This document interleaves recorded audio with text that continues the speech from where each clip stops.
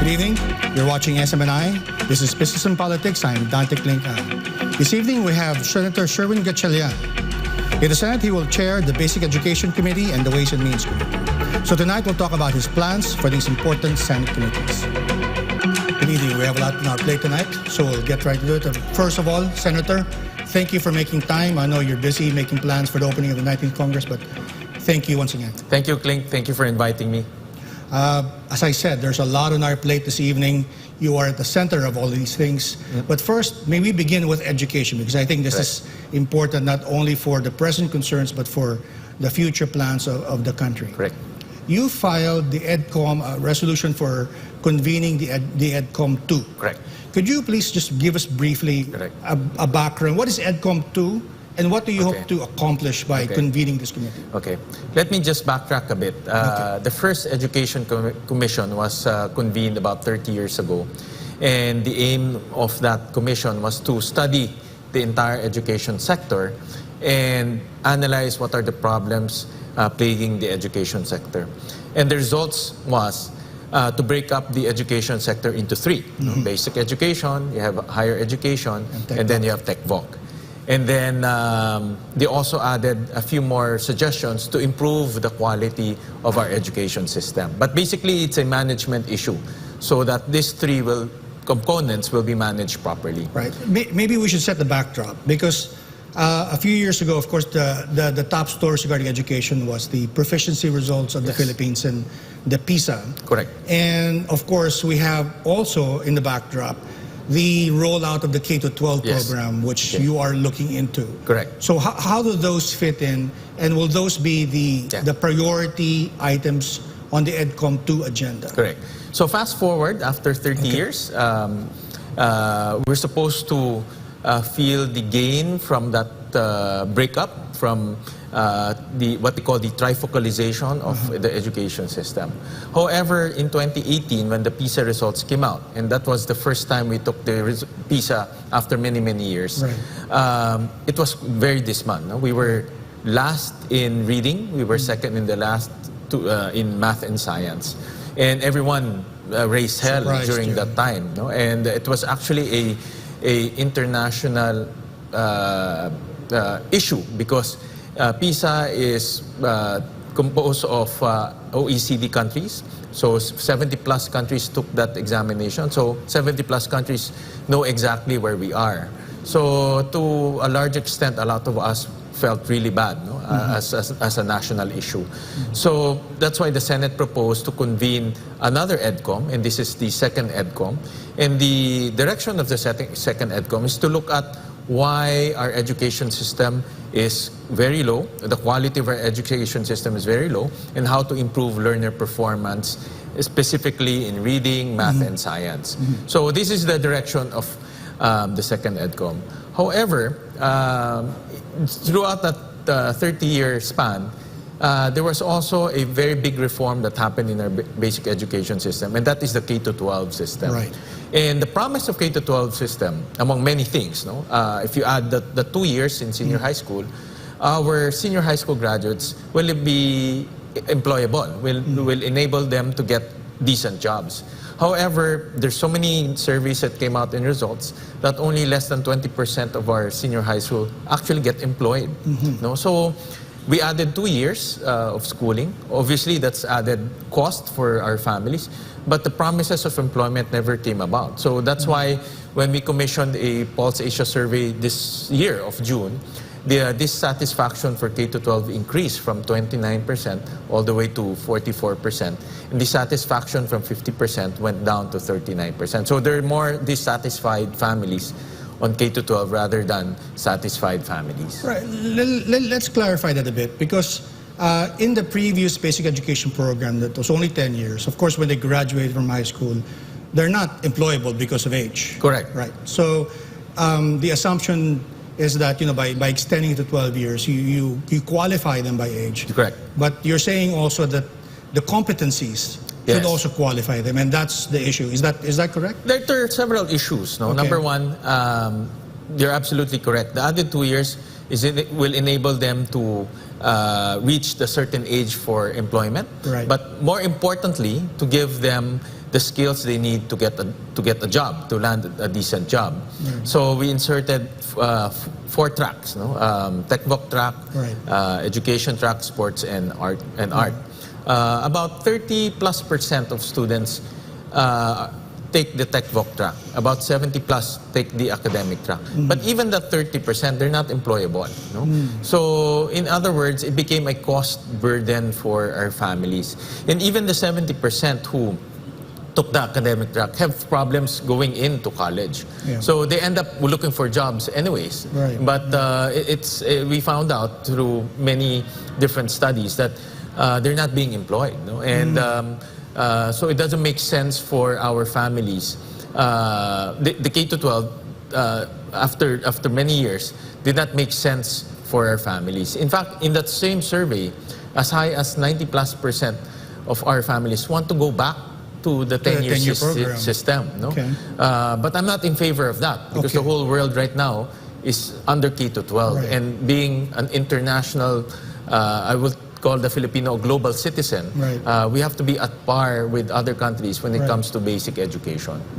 But let me ask something, be a devil's advocate for a bit. The purpose of education, is it fair to say that the purpose should be placement? I mean, I think there's an argument made before that because of what's happening in the world today with so much innovation going on, it's really hard to determine what skills are appropriate in the basic education program when we don't know what industries will exist in the future. Is that a legitimate concern? It's a legitimate concern, Klink. That's why you don't legislate curriculum or you don't legislate these things because it's very dynamic.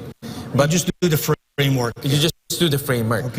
But the Department of Education and TESDA, for that matter, should be also dynamic in a sense that they should offer courses that will enable students to respond to what the industry needs. No? But admittedly, there are industries that are constant. Like, for example, automotive repair. No? That's constant. We'll have automotive for the next 10 years or 20 years. Aircon repair, as trivial as aircon repair, but we'll have aircons for the next many years. But the technology that surrounds automotive and aircon, that will change. No? And TESDA and DepEd should respond to what these subsectors need by training our students with those type of skills. I don't mean to challenge you, but I'm just, again, playing devil's advocate. But because we are in this age, the fourth industrial revolution, and other countries like Singapore, particularly also Israel, are focusing a lot on entrepreneurship and encouraging their young citizens to set up businesses. How can that fit in to our program? Is that something that can be legislated, or that has to be addressed now by DepEd? Entrepreneurship is also being taught in senior high school. At least the basic skills, for example, accountancy, marketing, all of these basic skills are being taught. It's good to expose students to that, no? Because entrepreneurship also empowers the citizenry. That's right. But we have to also admit that some of our citizens would want to work for a company or for a multinational company. This is a necessity for many Filipinos. They find comfort and stability in that. So in that particular case, we have to arm our high schools, senior high schools in particular, with the skills they need in order for them to land decent jobs. So with that, I mean, how does EDCOM now step in? Because you are, in essence, looking at the framework from a legislative perspective. And then you opened up earlier that, EDCOM 1 looked at breaking up the system into three groups, right? So are we back to considering unifying this, or are we talking about just simply refining the existing system? That's a very good question. In fact, some of the senators that I talked to had that in mind, no? Because breaking up, there's also a downside to breaking up institutions. They tend to work in silos, which we are seeing right now. No? They work in their own kingdoms. But in my opinion, if we put them together, that will be an administrative nightmare again. No? And personally, I don't agree with that. But what I want to move forward with is to improve coordination and improve the direction is to improve learner performance. Right. No? And how do we achieve that? Improve coordination. We look at the different facets of the different institutions, and then we improve on that. When you imagine the future with the education ideas that you have, what do you have in mind? What do you see for our learners today, years from now? I mean, I think maybe, you know, it's good management principle, as they say, to start with an end in mind. Yeah. Right. So if we begin this, where do they end up? That's actually one of the things I want to hear from the SONA. No? Okay. And I really agree putting a strong figure in the Department of Education. And that's why I commended the administration for assigning it to VP Sara, the Vice President. She's the second highest official of our land, because first of all, we need her political capital to reform many things in our basic education. Right. But basic education basically drives the future. Right. So whatever we train our children now, that will be the things that we will need for our country in the future. So in other words, education is the driver of our future. And what I'm seeing right now, there's a lot of technological changes. There's a lot of happening in technology, and I think personally that will be the future, and we need to inject that philosophy in our basic education system. Well, and I think to top it all off, you know, just based on my own readings, I'm not an expert, but they also put a lot of importance on preschool education. Yes. There seems to be very high expectations. Correct. In senior high. Yes. But we have to look at the entire program. Right? You're absolutely correct. The early childhood concept has changed dramatically.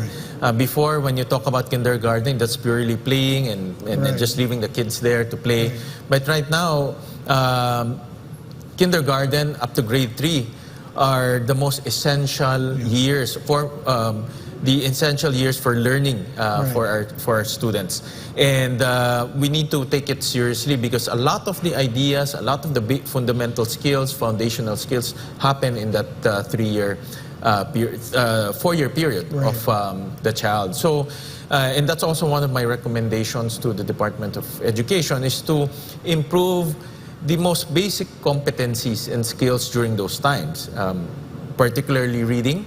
We need to really improve the reading skills of our children, and then number 2, mathematics, because these are fundamental foundational skills that they need in order for them to progress in the years to come. Right. So there's so much more to discuss, but Senator, we have to take a break. We'll be right back on SMNI. This is Business and Politics. I'm Dante Klink Ang with Senator Sherwin Gatchalian.